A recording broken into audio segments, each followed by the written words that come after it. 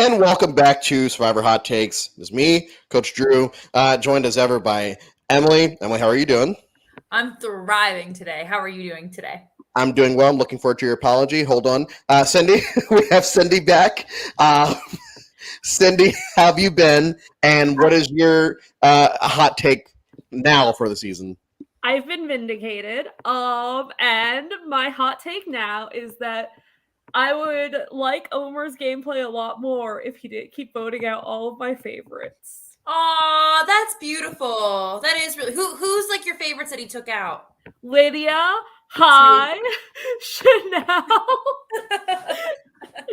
I also really loved Roxroy. I think that Andrea, is also a hot take, but I loved Roxroy. Honestly, Roxroy grew on a lot of viewers, and like that was kind of like he was kind of like lukewarm for a lot of people that I talked to, at least at the start in conversation. But like whenever they gave him that little like hourglass of time scene, like that was it for me. My heart, I swooned.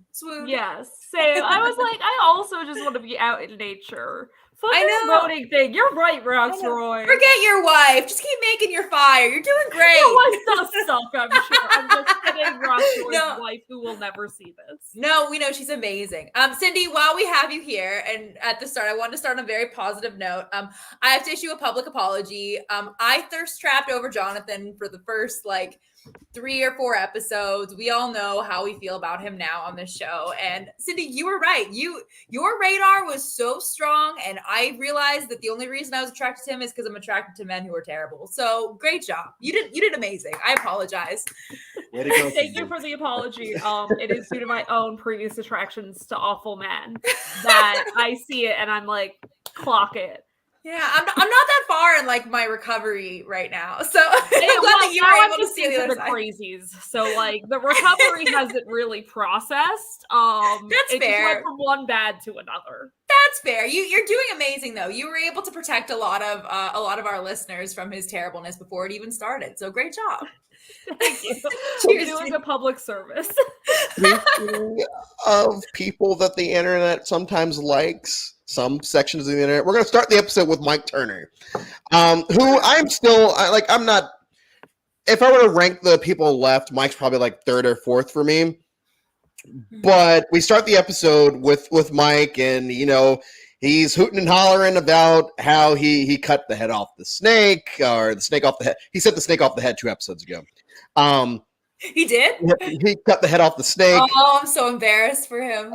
And he got rid of high, and he's sitting high and mighty because it's his move and all this jazz. And it's like, no, it's Omer's move because everything is Omer's move.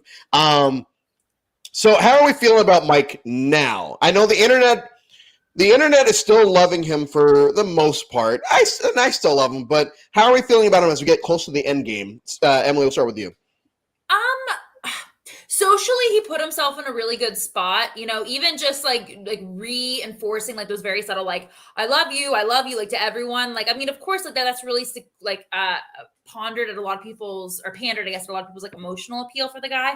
But I think that if he makes it to the end, which I don't know if he will or not, but if he makes it to the final 3, one of his big platforms, which we talked about this with Kim earlier, is like, oh, like my game was all about my word is my bond. My word is my bond. And I can think of at least 3 or 4 people who are going to be like on the jury who are going to be like, your word is your bond. What? Because you said that to me and then you voted my ass out the very next day, So I think that he's in a spot where he could potentially make it to the final 3, but he hasn't made any really big moves. And his gameplay was specifically only focused on trust, and he defied all of that anyway. So I think he's kind of like a walking anomaly. Cindy? Yeah, pretty much agreed. I feel like my opinion of him has sort of plummeted. It's not low, but it was really, really high.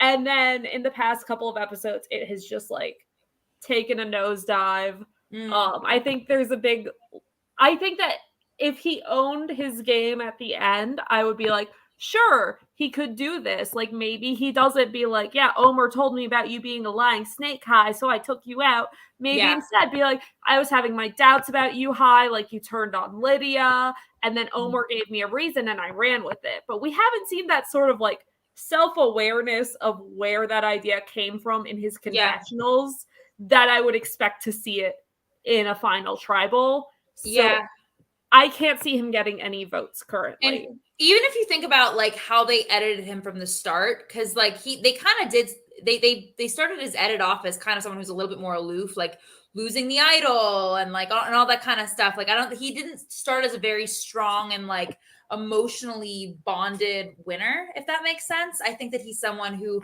they've kind of edited, given like a little bit more of like the goof edit too.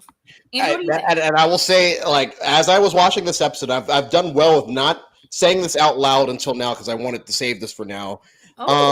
As I watched the episode, at the last couple of episodes, I've started not, and I'm going to preface this by saying not exactly like this person because I actually like Mike.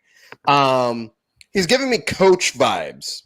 As far as Coach played this loyalty and I would never lie and all this other stuff, meaning the entire time he's doing nothing but lying and trying to cut people off and all that. And we've seen, when he gets to the end and the third time around, he couldn't back it up. And I think that Mike is in this, but Mike's not being played. I do disagree. I don't think that Mike's being played like a fool. I do think he's being played like Omer's fool, but I don't think he's being played as like the joke of the, And so what I hope happens, not really because he's not my winner pick, but what I hope happens is that he gets the final tribal, if he gets the final tribal, and is able to do what Coach couldn't do and just say, you know what? I tried to say that I was playing this loyalty game, all this other stuff, and I screwed all of you over. And I feel like people might actually respect that because it's him coming out and saying, yes, I was lying, but I was playing the game. It's part of the game, blah, blah, blah. So, I'm like, wow, this is Coach, but like, I like you. And I could even see him you have a much nicer one than me because I was like giving me some Philip Shepard vibes. Ooh. Oh, wow. I think that, like, honestly, if he was even able to twist it as like I know that I was the man who said that my word was my bond, but I had to take a step back and recognize the biggest word or the biggest bond that I have is to myself, and I have to keep the word that I need to make it to the end to myself. I am my biggest loyalty, and in order, you were in my way, and I had to make sure that I protected myself before I protected you. It was like something more well worded than that. But I feel like if he might be able to spin it. I keep thinking about like the people who, if they made it to the end, who would be able to manage a final jury the best. And I think that he would make it in my top three. He would be in my top three. Yeah, I feel like we'll get to that because I do have a ranking for that. As far as like being able to talk to a jury, not necessarily winning, but just like being able to say this, that, and the other, and not try to sugarcoat things. He doesn't sugarcoat. Like, he's very out. Yeah. I think that his only issue will be is if he will tell, like, say, hey, yes, I was lying. Right. But I do I would have him in my top three as far as people that will be able to talk to a jury. Winning or losing, we'll see. For me, it's going to be really important on Omer, on if how Mike comes across. Because if Omer is like on the jury and quiet because he wants Mike to win, then I think Mike can take credit for a lot of these things. But if Omer stands up and is like, that was me, like, hold the phone, like I assume most people would be. Yeah. Or if Omer is in the end and is like, that was me. Right. And I think that Omer is a type of player like similar to Hai, where I think they're really going to intellectually push whoever makes it to the end. If Omar is not, like, if Omar's in the jury, I think that they're really going to push you to be like, okay, well, this is what I did. What did you do? He doesn't strike me as someone who would be quiet, especially after all of his cards have been played and he was voted out, Yeah. But we'll get to that. Sorry, I'm excited. So, we're dealing with this camp life thing, and it's just more of the same with Jonathan. And like, it's so hard out here for me because of this, that, and the other. And the women want to go fishing, and he's just like, it's a 2-person job, blah blah blah blah blah. And like, it's getting to the point where I could honestly see, like, there's only one person on this cast I don't see getting any votes at the end, and that is Jonathan. I do think that Romeo could potentially, in a situation, get votes over Jonathan if it's like what's the situation? one person, Romeo and Jonathan. As if it's Romeo, Jonathan, and one other person, I think Romeo gets a vote. Who would the other person be, though? I don't care. I don't know what I don't know what I don't care. Competitive final Oh, three. yeah, Romeo, you're right. Jonathan, and Mike. I don't know who wins that. Oh, Mike wins in a lance. Mike probably wins what 7-1-0. Like there's yes, based on the edit, yes, but I don't feel like Mike's played a better game than Romeo. No, but I do feel like people socially like Mike better than they like Romeo. We're getting the confessionals about Romeo eating the rice and not doing anything, and it's like, live your life, Romeo. Do your thing. Yeah, do your thing, Romeo. But we're getting all this Jonathan stuff, and I feel like the production team has actually done a really good job of showing this fall from grace of our Lord and Savior Jonathan. Starting at the beginning as like everyone's favorite person. Now it's just like every confessional about Jonathan is negative. I don't think we got a positive confessional about Jonathan this episode or the last couple of episodes. And it's mostly coming from Lindsay. 18 eggs positive. Yeah. Well, here's my I don't really have too much of a spiel with Jonathan anymore. We've already kind of known that he's fallen, But my thing with this specific scene is like he preached and embodied and boasted about how important it was to him to be the provider, to assume this provider role. And that was going to be his strategy to get him to the end. Well, buddy, like that's really all you have going for you left anymore, especially now that we're in a post-merge situation where your ass could be on the line any single time you slip up in an immunity challenge, So whenever people are asking you to deliver, you have to be able to deliver in order to continue to help with any sort of socialization. You know what I mean? So I feel like he dug his own hole. If he didn't want to provide, then he shouldn't have started doing that in the first place. What I thought was really interesting, he had one of those early confessionals. I'm sorry, Andrew. It's going to be a long episode. He had one of those early confessionals about how his dad had like prepared him by like not eating or something like that. I don't remember. Right. I tuned out every time Jonathan spoke. But now he's sitting here like it's so hard to not have food and bitching about Romeo trying to eat scraps of rice off of the pan, which I'm sure is, hundreds of calories lost to Jonathan. Everyone knows. They're very valuable. They're very valuable. So I think that those two confessionals back to back shows the absolute 180 of like how people felt about him and feel about him. And just the contrast of like how he was and how he is. Very, very true. Yeah. Going back to that question, I don't think the jury's going to be bitter. I don't think that either one of y'all think the jury's going to be bitter.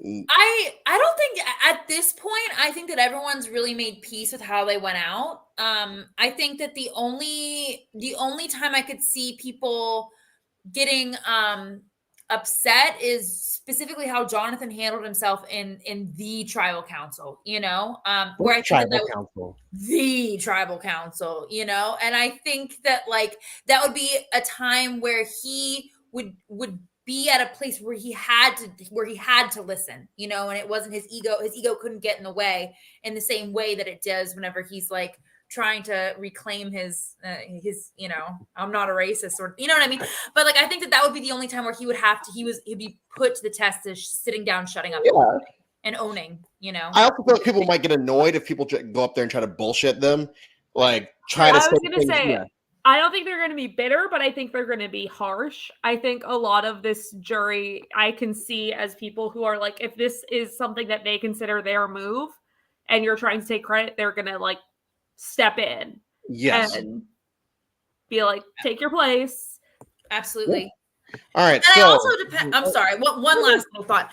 Because I read Abby O, your comment is fire. I just want to like talk about that just for a second. Like, I think that the jury's reaction is also going to be based on the energy that the finalists bring. If they're receptive, if they're willing to have an honest conversation, like that's one thing. But if it's going to be something like I could see strictly Jonathan being like, well, I didn't do that. And that was your feelings and you're being aggressive. And these are my thoughts. And I was the best one. I'm here and you're there. I feel like that could rise up a lot of tension, but it's only specifically based on the finalists' reactions to their questions, you know? Yeah. But once again, I have my opinions on that, but we will get to towards the end of the episode.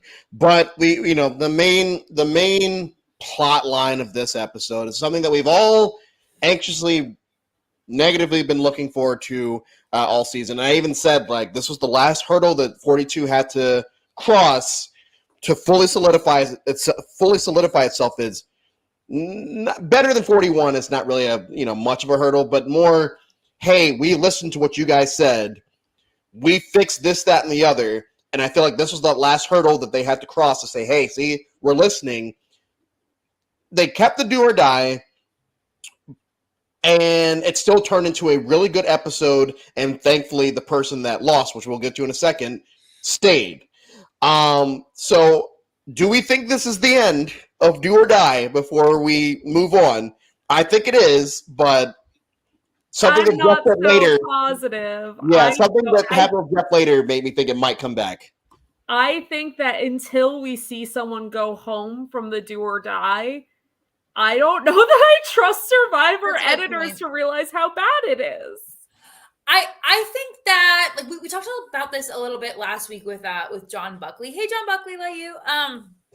And like my thing is, I think that they'll probably keep the theme of it because I really like the concept of a reaction happening to the first person dropping. I love that concept.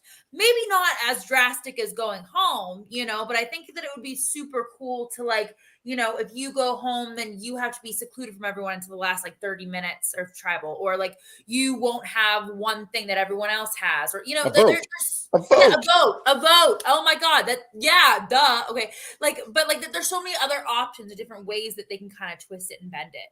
But I think I like the concept. I just wish that they maybe didn't go too hard. You know what I mean? They've hit the extreme. I agree that if they kept it and tweaked it so that it's almost like the first idol that they had, where it's like you could play it before the votes are read. It's like, okay, that's really OP, and then the next version was very much still OP, and now the idol that they have now, is the proper amount of you still have to do something. Absolutely. I think that if they were to tweak the do or die, it could be good, but I would rather it still go away for a bit and then it's reintroduced later, down the line. Cindy, thoughts? Kim says do or disadvantage. Love that. All right, go ahead, Cindy. Yeah, no, I mean, I think that would be much better. I will say, with all of the bad idols, we saw them all work before they tweaked them. I can't personally see this getting nerfed until Survivor, because I feel like they're going to want to be like, see, we were right. So they want someone to go home from it eventually. Mm-hmm. And at least that's my opinion. I think that they're going to want to see, like, were we right about this? Can this be good? And then they'll see, no, this kind of sucks. So do you think, for the same reason that the shot in the dark will probably also stay? Yeah, I don't think any of these are going away until they work. I think the shot in the dark, actually, I like the shot in the dark. Yeah, that looks fun. Mm-hmm. It's not very overpowered. It might be underpowered at this point. I just want to see it freaking work. I want to see one of these advantages work, because I feel like it the shot in the dark could have a lot of power if they played it right. Yeah. I also think that the idol clue thing is going, or the idol phrase thing is going away, unless they really tweak that. God. Oh my God. It's just cringeworthy. I have to turn my head every time I watch it. But we get to the challenge, and we get Lindsay versus Jonathan part 3, 4, something like that. Mm-hmm. And I'm assuming that most people watching very much rooting for Lindsay. And I'm stressing out as always, because it's like, oh man, how does Jonathan recover like this? Oh my goodness, he better not win. And then he wins. So Lindsay drops out, and I don't know who tweeted it out, but I think it might have been Gia actually, but someone tweeted it out no, I think it might have been you, Emily. We get Lindsay's backstory right after that. Oh, that was terrifying. Oh God, this is it. I can't believe I started crying when we got Lindsay's backstory, and it was not because the backstory was sad. My butt cheeks were clenched. I was like, "This is it." I was so scared. No, but the fun thing is, like they did that with I had a little bit of a twinge of hope actually whenever I saw it, because they did the exact same thing with booting High out the week prior, and I was like, "There's no way these editors are going to do the exact same thing back to back." You know, so Yeah. I was like, well, maybe like she'll be okay. I don't know. Yeah, well, and I kind of cheated because I watch it at midnight, so I saw how much time was left. So I'm like, all right, unless they just talk a lot after she goes, I'm fairly certain she's not. But in that moment, I don't know how much time is left until they get to tribal. So I'm like, yep, statistically, yes, she's probably. I was like, oh shit, there's like 18 minutes. Yeah, that's exactly what I said too. Yeah, absolutely. But it's still like it was. I think she was the last person now that we needed a backstory for. So we got Lindsay's backstory, and I loved it because she comes from an athletic background. But the more and more, and I've said this the last 3 weeks, the more and more screen time we get with Lindsay, the more I'm convinced that Lindsay's probably going to win the game. I don't think they would be dedicating this much of the end game to her if she wasn't at least like a second place finalist. But I don't even think that. I think that she is I think she is going to win the game, which means, and then we'll get to who I think she would have to sit next to for that to be the case. But I really like Lindsay. I started following her on Instagram because I like her that much. I love her. And so she loses, and everyone's saying, hey, don't not hate on yourself. And she has a good point. She says, yeah, I let the competitor in me take over what should have been a smart choice of just sitting out. In her head. I really don't have an opinion if it's smart or not. But we get a lot of her rationale behind why she did it. She said that it was impulsive. But we get that impulsive though. I don't know. Cindy, I feel like you had a thought. Do we know if only Jonathan played, does he just auto get immunity? Someone posted Schrodinger's I don't know. Schrodinger's survivor. Schrodinger's immunity, right? Is he due or did he die? Because he is both the last person standing and the first person out.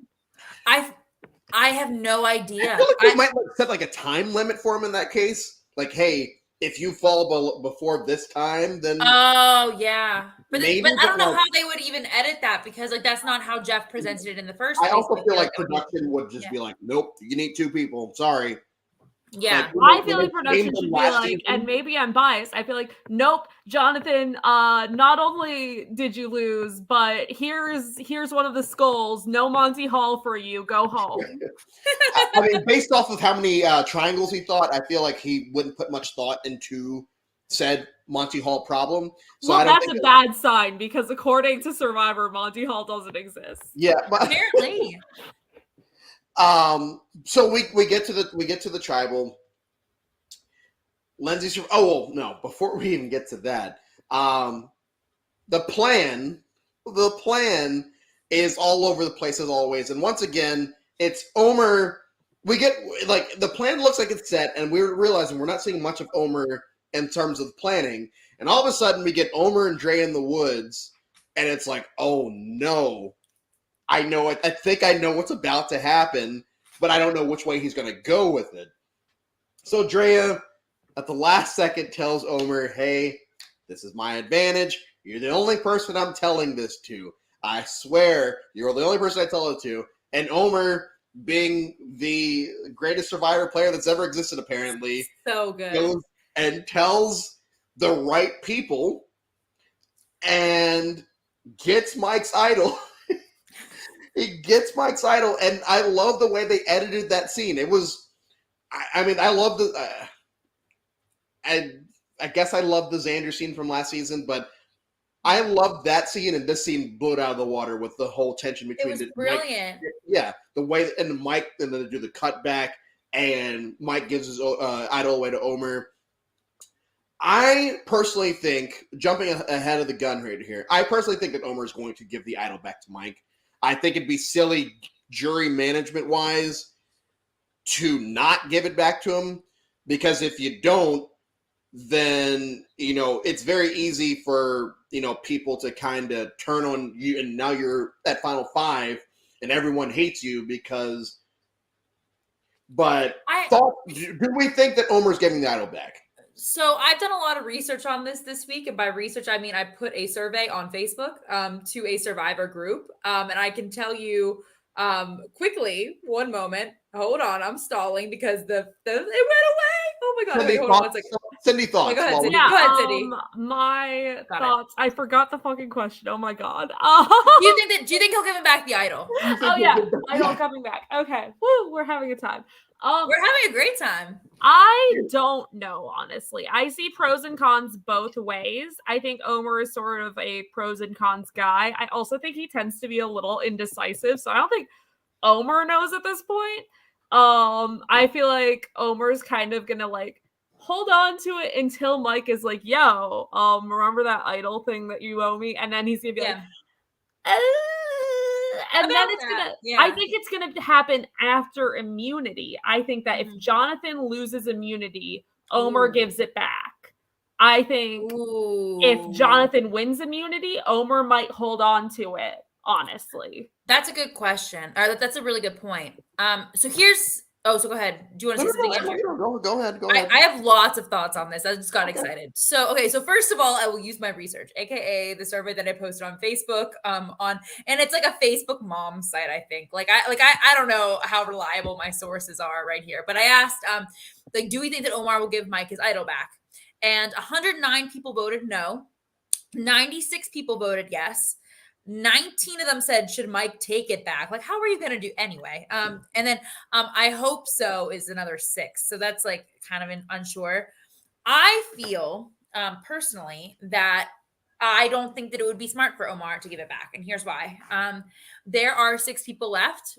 He doesn't know all the advantages that everyone has right now, but I feel like if we have another advantage get in, which might likely happen, he's going to see a lot of different things begin to spark up. So first of all, Lindsay has the amulet advantage. She can only use that for this upcoming tribal. Okay. Additionally, which she will. So she's safe.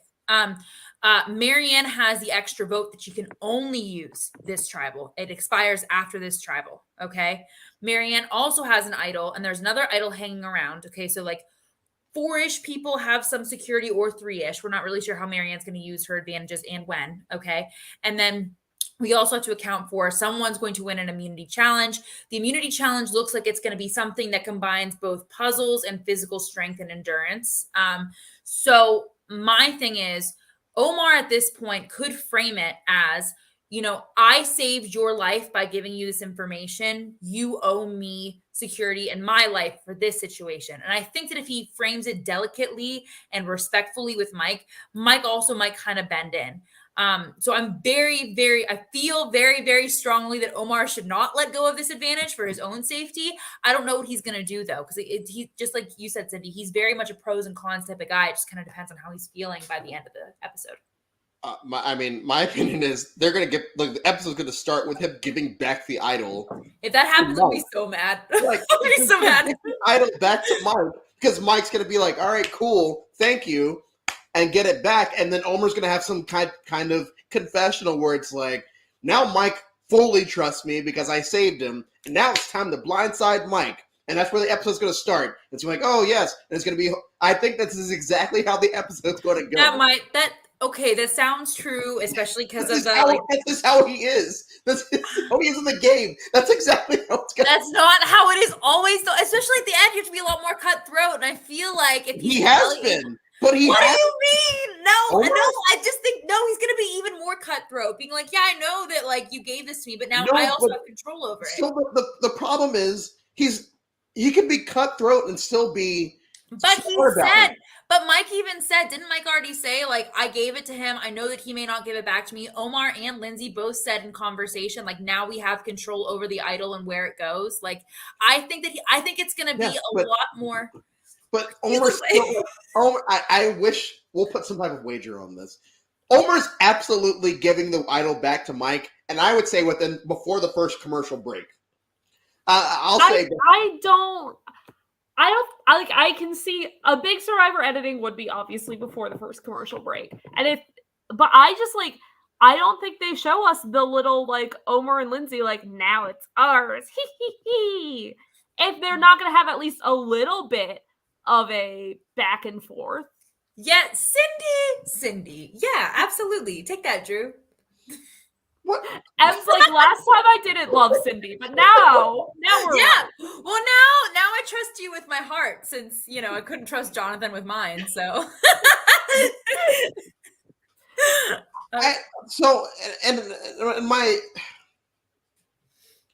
because I'm going back and forth because I also been critically analyzing the next time on Survivor, and it looks like it's gonna Mike and Omar are gunning for each other, so I don't know why, but I mean I want to get to that though, because I have my opinions on why I think that is.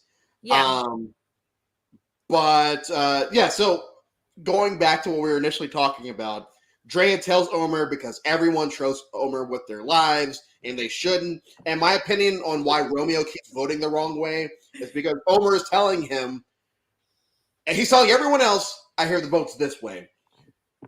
The last couple of episodes, when he's talked to Romeo, it's like, I've heard the vote is this or this. He's always giving him two options, and I think the reasoning behind that is, as long as Romeo is voting wrong, it makes people want to keep Romeo longer. And if you're sitting at the end next to Romeo in almost any situation, except for one, which I'll get to, you're probably going to get the majority of the votes and or all of the votes. You just have Romeo continue to do what he does, and keep dragging him, not dragging him, because I don't think Romeo's being dragged, whatever, along. But you just keep feeding him false information. Let Romeo continue to be, how he is, and I love the way he's playing, just because I don't like being told what to do either. So what's up, Cindy? I have a question regarding this. Yes. So if I'm in Survivor and the same person is telling me these two names every round, and I'm voting wrong every round, why the hell am I still listening to them? Right.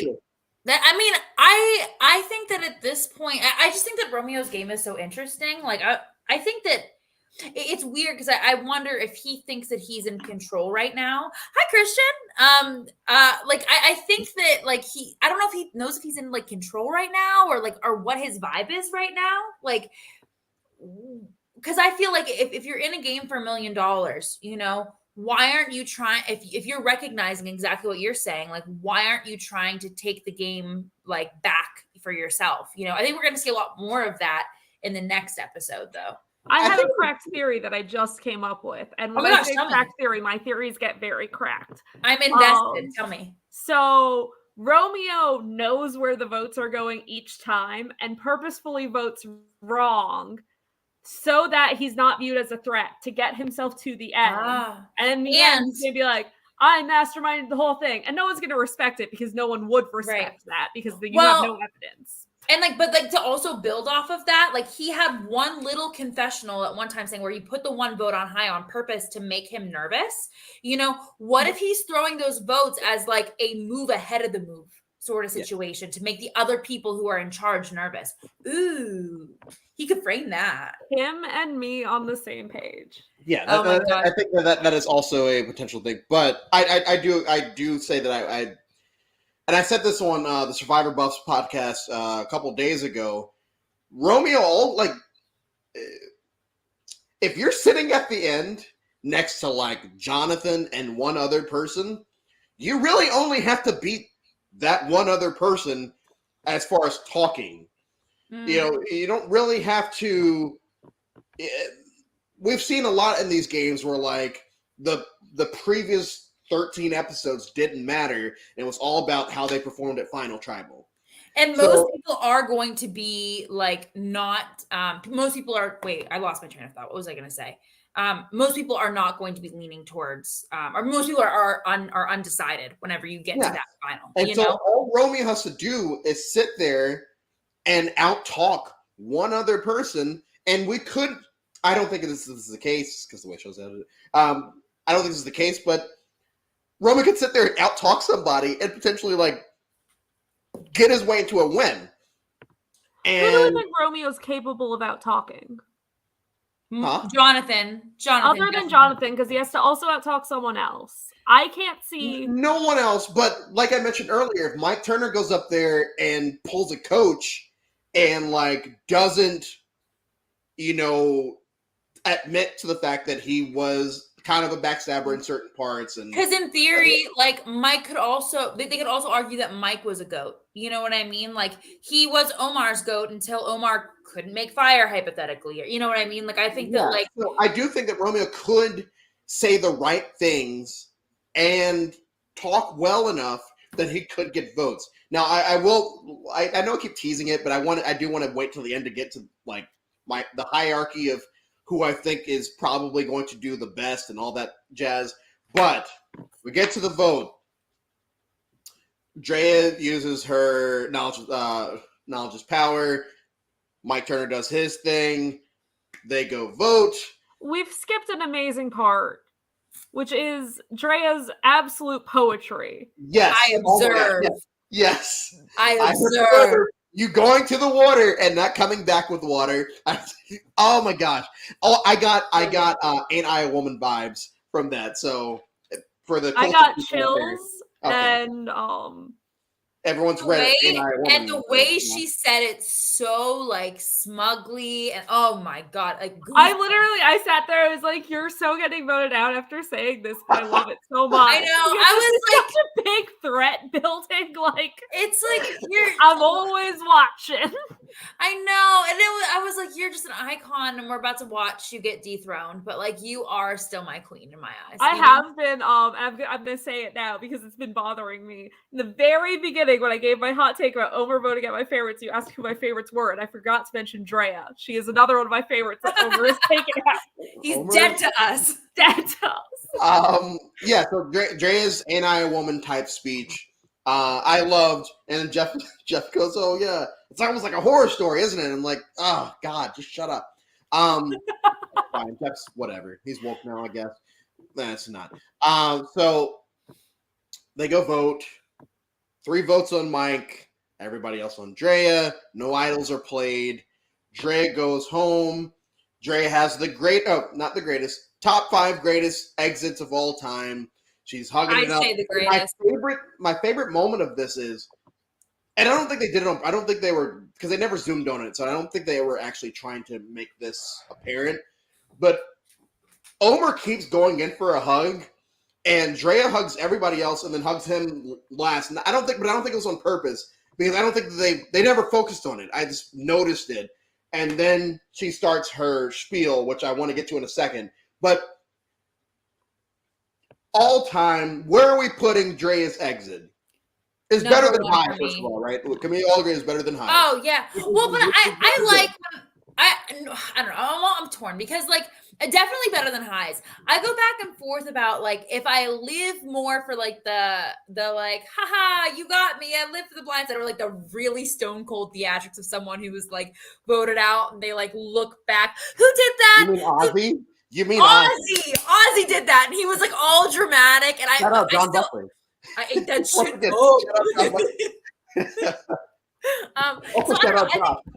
I would still put it like honestly in my series of exits that I remember. I'm always gonna remember that one. I think for me it was my top ever. It's my favorite. Cindy? I don't ever keep lists of anything for Survivor, so I'm very prone to recency bias.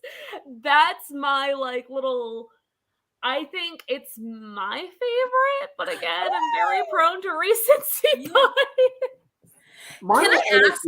Chickens from China, just because it's so iconic. Chickens from China would be higher if it were not from Survivor China. Yeah.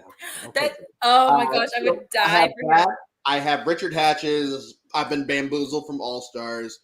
I probably have Stephen Fishbach's from Second Chances. Wow. Guys. All I remember about Stephen Fishbach was his feet in Second Chances. That's all I remember. And Judd from Guatemala. But I would definitely have this in my top 5. And Yeah. my Tim brought up a good one that I think you forgot. Suri leaving without a vote. Yeah, Iconic. It's iconic and all that. I just refuse In all the wrong ways. Yeah. Yeah, it's just That's how I feel about Richard Hatch and Survivor China in he was general. bamboozled. No, Richard Can I Hatch ask one more question too about Drea's exit? Do we have time for that? Sure. Like, so I listened to a ton of podcasts about Survivor because I refuse to listen to the news anymore. It just depresses me. So now I just listen to Survivor.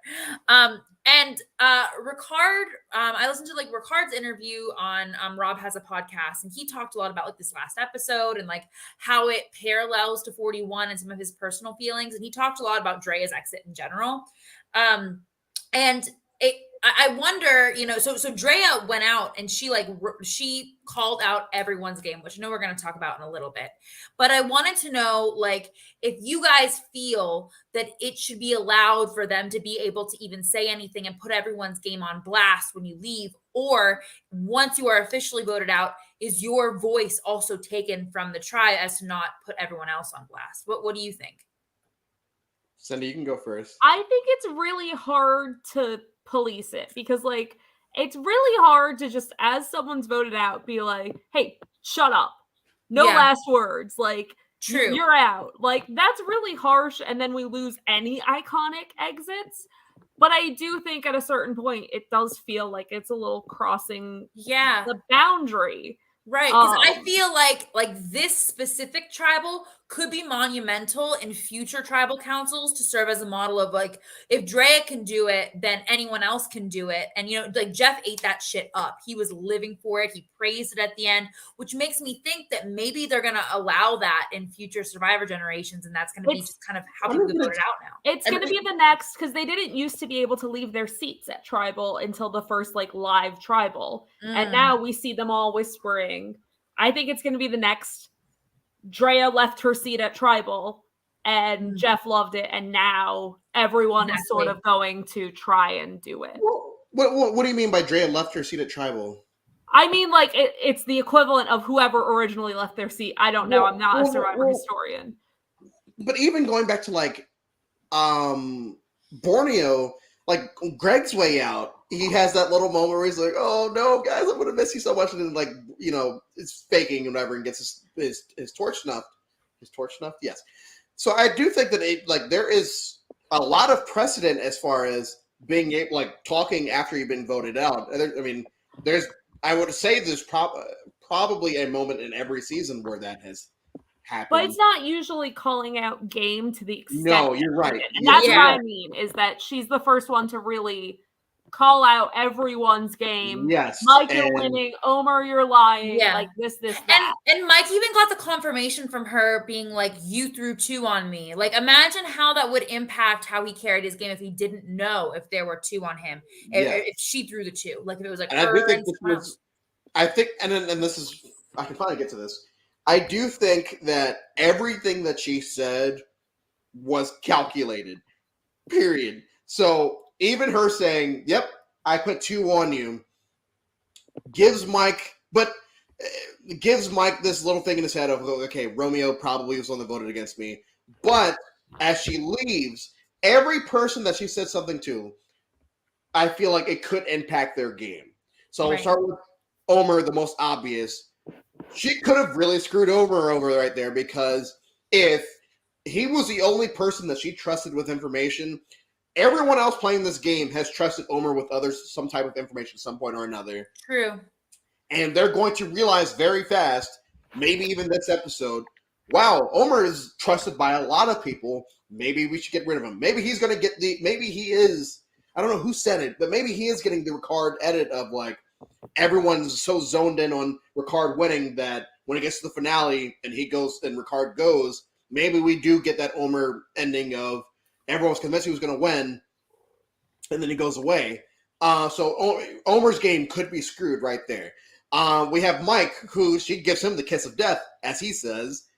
Mike, if you get to the end, you're probably going to win. Now, whether that's true or not doesn't really matter, because the perceptions to everyone in the game is, well, Drea just got voted out, which means that whatever she says has to be true. Weird. Right. And apparently Mike Turner's the winner. And she's such a well-respected player that people are going to trust what she Exactly. says, you know? Jonathan, hey, I never targeted you, yet you always targeted me. I feel like that's going to, I think that might have been more of a, hey, jury, this dude doesn't know what's going on. Yeah. Probably, yeah. Marianne, I feel like she was trying to protect Marianne in that situation by just not saying Yeah, much. keep being you. Very simple. Yes, keep being you, and he got this. Wink, wink. And then who am I? Oh, and Romeo. Lindsay. Also, oh yeah. So Lindsay, girl, yeah. She said I'm rooting for you. You know why? Yeah. Like, which is probably a hint to the amulet. But I also think that with Romeo, with her saying, "Oh, you've been on the block every time, and you've been able to escape," I think that might have also been like, "Hey, everyone, maybe you should target Romeo because yes, he's not in any type of alliance or anything, but he's somehow in the final six, and me and the rest of these people are not. So he's doing something right because he's not being dragged. He's not working with anyone. So he's doing something right. So I do think that in the process of her going out and iconic and all that other stuff, she was able to blow up potentially everyone's games on her way out. And I think that's going to lead to a great last couple of episodes. But I know that was a lot, but I've had No, I think that was a perfect analysis. It was. Well, and that's why I don't really think it should be allowed. Like, right. It makes gives me the nervous. person leaving so much power, and in such a way that they like it breaks the barrier between juror and player in such a way that like I don't think it's fair. Yeah. I don't know. But I think that it also, like, I mean, I agree with you, but like, I guess like someone else on the opposite side might argue, like, that's a concept of like that's a piece of jury management is making sure that you can like kiss their cheek on the way out and make them still feel safe and secure even whenever they're leaving. You know what I mean? Like, I don't even know if that's a phrase, but like knowing that, like, even making people feel comfortable enough that when they leave, they still aren't going to hold it against you.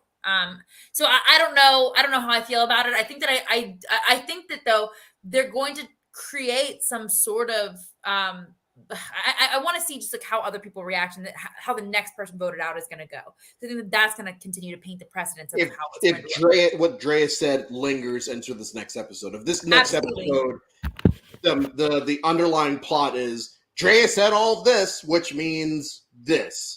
And I do think that could potentially be a big plot to the episode is people, and I think it's going to be Omer that catches the brunt of it because I do feel like everyone is looking at Omer as their boy.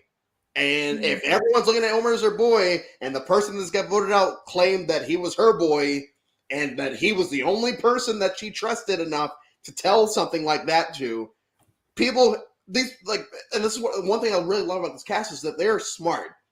5 of the 6 left are smart. But even I'll even give Jonathan the thing because when High told him that he had an idol, he said no, he doesn't have an idol. So these people are smart. They can read between the lines. They can see at least most of what Dre is saying on her way out. So I do think that it could potentially be a bloodbath the last couple of episodes. Now, having said all of that, I've mentioned at different points during the episode or during this that I do think there is a situation, not where Romeo wins, but I do think there's a situation where Romeo gets votes at the end, and I do think that if it's Romeo, Jonathan, and someone, I think that Jonathan gets no votes, and that's not even a bias. I just don't think that Jonathan gets any votes at the end. I think that if it's someone, Romeo and Jonathan, that someone is going to win. I think that right now, just going based off of how people are able to speak at Tribal and how we can perceive they might speak at a final Tribal, I actually think that Marianne and Lindsay are like the front runners. Those who I have too. Yep. People that could talk to a jury, know how to talk to people, know how to be apologetic at certain points, but also be very just like, I had to do this. I'm sorry if it hurt your feelings, this, that, and the other. I feel like Mike, just based off of what we've seen, he might be more apologetic, but I'm curious to see how he does with the whole loyalty thing. Romeo's story is there, especially if it gets to the end. Like, hey, I wasn't working with anyone. Somehow I'm sitting here, I didn't get dragged. Sorry. Omer's the biggest thing in all of this. If Omer can get to the end and say and document every single thing that he did and have it be corroborated by everyone on the jury, then Omer wins if he's sitting at the end. Omer wins because I feel like the jury's not going to sit there and bullshit and say, oh, no, he didn't do that. I feel like they'll tell the truth and say, yep, he definitely did this.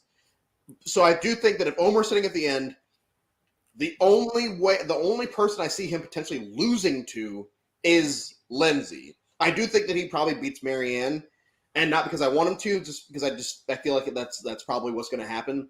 But I do feel like if he's sitting next to Lindsay at the end, he's really going to have to bring it, or else Lindsay could pull out that win. Once again, I know it's a lot, but I've been sitting on this for like a week. No, I feel bad. I've been saying that Omer is gonna get recorded since pre-merge. And every round he is raising his threat level even more. I cannot see Omer making it to the end. Me neither. Unless the only thing I can see is him keeping the idol, somehow making it past this week, idling at 5. And then winning fire making. Yeah. I don't know. Look, I'm trying to think, like, a few people think that they have Omar in their back pocket. Like, I think that the only way that he would make it to the end is if Lindsay's so hell-bent on making Jonathan her, like, nemesis. And Jonathan is so hell-bent on, like, breaking up Marianne and Lindsay. Or even if, like, you know, he doesn't, he's against Lindsay and he's against Marianne, but for different reasons, you know? And I think that Omar is still sorry. I'm sorry. It's a drinking game. Every time I say his name wrong, we have to drink. But I don't know. So I think that, like, if he's able to skirt underneath that, but again, like the next time on Survivor episode is hinting that group of 4 is not gonna the Vati 4, right? Taku. They talk. Oh my god. Drink again because I'm terrible. But like the Taku 4, I don't think is going to make it past this episode, which is leading me to think that it's probably going to be either Omer or Jonathan that are going to go home next. Well, so I never put much stock into next time on Survivor, because I do feel like there's just one big red herring, as a pup named Scooby-Doo might say. But deep cut reference for all my pup named Scooby-Doo fans. No one is. Because going all the way back to Cook Islands, a lot of the next time on Survivor things was, the I-2-4 turn on each other? We'll see. I don't know. Ozzy's flirting with Parvati in a hot tub. What's going to happen? And then all of a sudden, the I-2-4 are the final 4. So I do...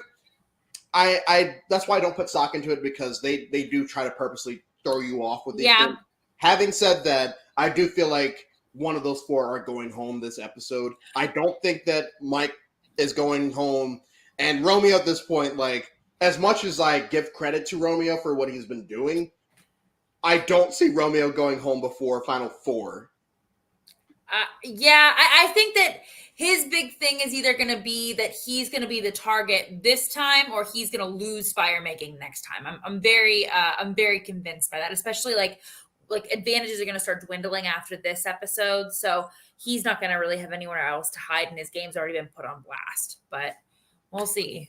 Before we get to final thoughts, I do want to say, so this episode, even if we had advantage getting, there would still be 2 people eligible for a vote. Mm-hmm. Yeah. Yes. Which would be the second time this happened this season. So it's not going to be like the craziest thing. But at least it won't be advantage getting to the point where no one gets any votes. We're at least going to have people have to decide between one or the other.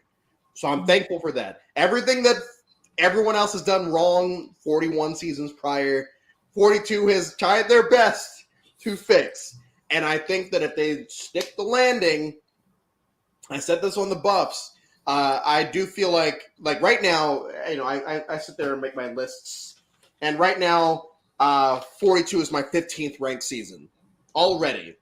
That's awesome. And the ending hasn't even happened yet. So I do think that if they can get that, the cast has already been amazing. I think that they fixed everything that 41 did wrong.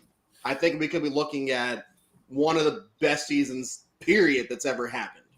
Mm-hmm. I agree. Final thoughts? I absolutely agree. I think that this whole season, I like at first my first critique, and I think that one of the biggest critiques of the season before it even started is that there weren't any standout players, but I think that's what's made it so beautiful is that like everyone's had a standout season in different ways and in different layers. So I'm very excited because I have no idea. I've seen people posting who they think is going to win on Twitter, and if they're right, I will kill them because I want to be surprised. But I do really think that we're in a position where any one of them could win with the exception of maybe one or two, and I would be like, yeah, like I could totally see their pathway to victory. Like that's amazing, and I would be very excited.